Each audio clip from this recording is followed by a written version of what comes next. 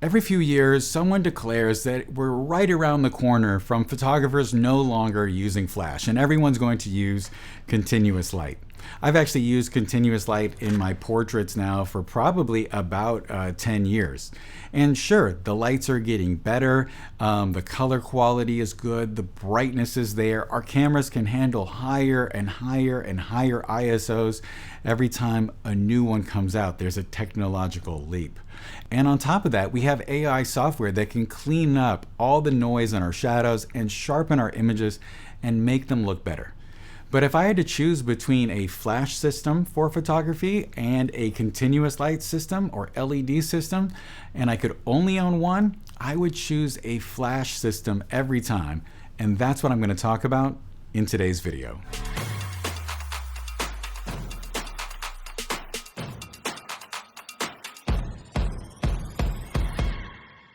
So the first reason why I would choose flash over LEDs is because with LEDs, I need to be able to control the light that's in the room. So if I'm in a photo studio and I can pull my blackout curtains and everything is dark in there, that's great. But the moment that I go on location to someone's office, let's say, I can't turn all of those lights off or blacken out the entire room. And so what will happen in that situation when using LEDs is that those lights that are in the office probably aren't true to color, and that's going to contaminate my shadows. And I might end up with green or yellow shadows. If I'm photographing outdoors, there's probably no way that I can use or have enough power from my LEDs, reasonably speaking, to compete with the sun.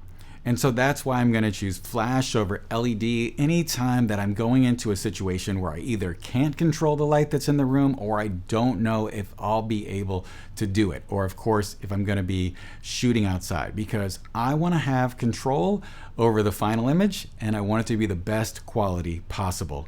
The next area where flash really shines is freezing motion. If you have kids running around the studio, dancers or athletes jumping, or hair that's being blown with a fan, and you're using LEDs, then you're going to have to use a really fast shutter speed to stop that movement. It could be up to a 2,000th or a 3,200th of a second. And if you do that, you're going to have to then use really high ISO to compensate or open up the aperture a lot, or maybe even both. And that's going to create a lot of challenges and headwinds in the studio. Whereas if you're using flash, you can probably use ISO between 100 and 500, manipulate something called the flash duration. I'll link to a video that's all about it up here if you want to find out more, but you'll be able to use much lower ISO and get a much cleaner image right off the bat and freeze that motion when it comes to photographing those subjects.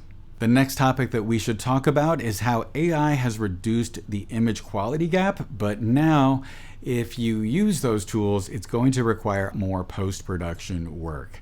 So if you use something like Topaz Photo AI for sharpening or noise filtering, you can get a really high quality image with a really high ISO capture.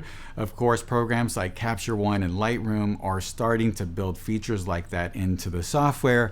But as it stands right now, those things are not necessarily automatic and they require some processing time.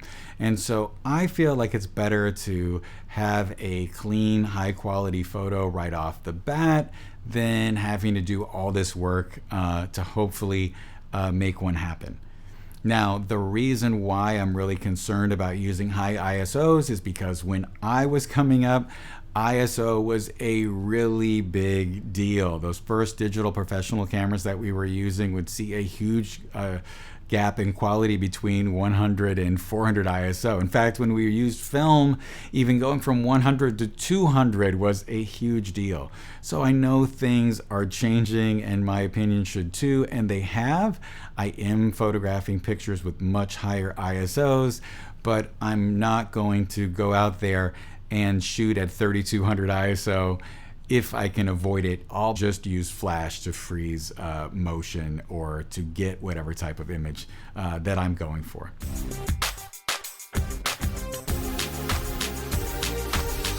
The next thing that we should talk about is that brighter LEDs aren't going to really be the answer. So a few years ago in my last studio, I would shoot my YouTube videos sitting in front of a window. And those who have watched the channel for a long time would remember that. But it was daylight outdoors. And so I needed a lot of light on my face in order to compensate, because the lit area out, the sunlit area was behind me.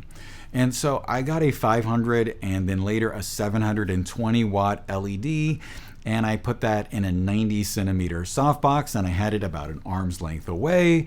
And at first it was very difficult for me to be able to look into the camera while having a super bright light source on my face and not have a resting bitch face the entire time. I already have resting bitch face and I don't need it to be enhanced by a light. But it took so much and so much practice for me to get used to that. So imagine how your clients will feel, the person who never has their photo taken, and all of a sudden you're like, oh, I'm gonna use my 1200 watt LED today in this octabox a few feet away from their face and everything will be awesome. Like, the quality will be great. That's probably not a good idea, because they're gonna look really squinty and they're not gonna be very comfortable during the shoot. It's also probably kind of warm too when you have that much light. So because of that, flash would probably be a better choice for your subject's comfort if you need really bright light. And so brighter LEDs probably aren't going to be the answer. If you want to go deeper into this stuff, lighting, posing, studio photography, and more, I've linked to all of my digital downloads below, including my lighting handbooks and my book, The Photographer's Journey. I built all of these resources because most photographers are trying to learn from random YouTube videos, and it's really hard to improve everything when things are disconnected and not presented in sort of a linear way. The goal is not just memorizing camera settings and light meter readings, it's understanding why images work so that you can repeat results consistently instead of just getting lucky. So whether you're brand new to lighting or trying to refine professional level skills, these resources are designed to help you stop guessing and start shooting with confidence. You can learn more at johngress.com/downloads.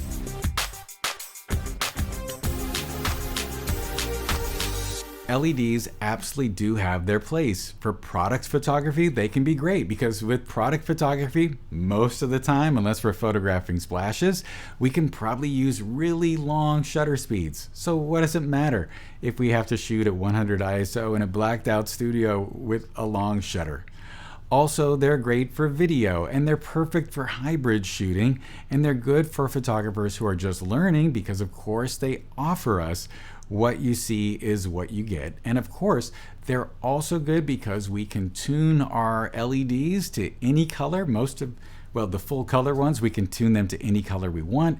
And sometimes that's easier and produces a better image than using gels. So that can be a good, fun way to use our LEDs. In fact, that is how I use them some of the time. So if you own both flash and LED, then use both. There's a right time for every different approach. If you can afford both flash and LED, then buy both. But if you can only afford one set of lights, then I would definitely get flash, because they're just more versatile. You'll be able to overpower the ambient light when you can't control it. You'll be able to overpower the sun when you need to. You'll be able to freeze motion, and it's probably going to be more comfortable for your subjects overall than having a really bright LED in their face. Because a lot of the times when you're using those bright LEDs, you're living on a knife's edge between subject comfort and getting the quality image that you want. And a lot of times flash is just easier for that, and sometimes we end up in these situations that are unpredictable, and flash is going to be more versatile and let you get the images that you need on that particular job. You know, LEDs are catching up, but flash still has a place, and it probably always will solve more problems than LED. If you have any questions or comments, and I'm sure many of you will, please leave them below. While you're down there, don't forget to like, subscribe, and sign up for the bell. I hope that you have a wonderful day, and I'll talk to you soon.